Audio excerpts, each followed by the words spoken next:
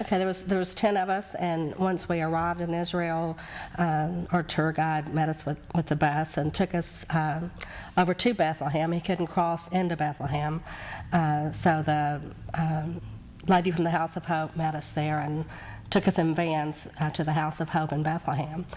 And we just did some work there with painting the orphanage outside the front of the orphanage to make it more colorful, and played with the kids and listened to them sing, and got to meet some workers. They make, at the House of Hope, they make brooms, and it was a blind man that does most of this work. It was really interesting to watch him, but and then they sell them, I think it was to Russia.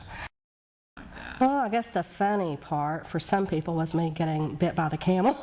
You got bit by a camel? Yeah, I did, but it was just a little bit scary. It didn't break the skin, but he turned around and looked at me, and then he turned straight ahead again, and I thought, well, I was watching the man to show me how to get on the camel, and then when I turned to look at the man, the camel turned back around and grabbed me. So I was lucky I had a really thick sweatshirt on, and it just kind of bruised my arm.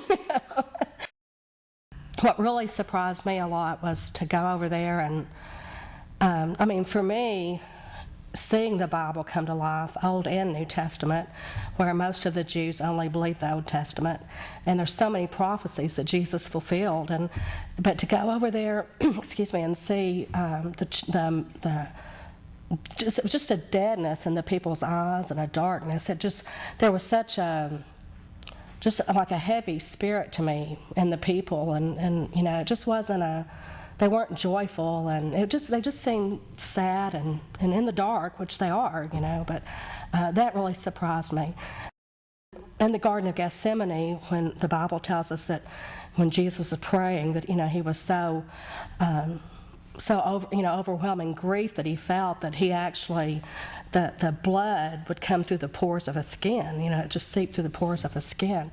And I got on the computer and Googled that, you know, sweating blood, and it talks about, and I can't remember the name of it, but it's a medical condition that's very, very rare, but they said it can happen, but it's the blood vessels underneath your pores, and when you have all this anxiety on you, that, you know, the blood vessels break open and the blood comes through your pores.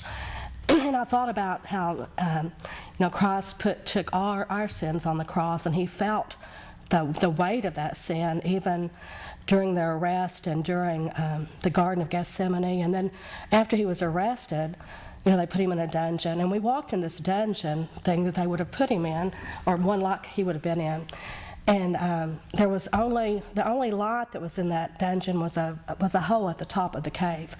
And but on the wall, what really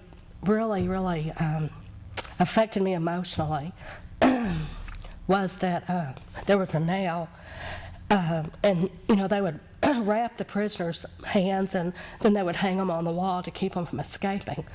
And for me emotionally, I thought about my own sin and how that God now, even the sins that I commit now, that, you know, he felt all that then, and to think of that they told us they covered the hole up, and it just became very, very dark inside, and you couldn't even see your hand in front of your face, and some of us just, you know, we just couldn't stop weeping.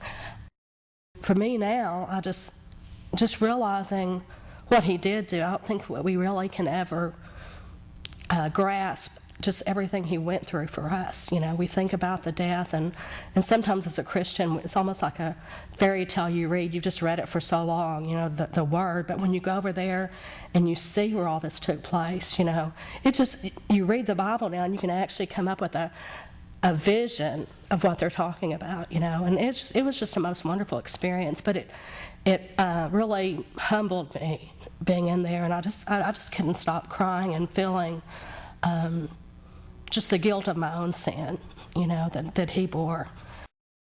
Oh, I would love to go again.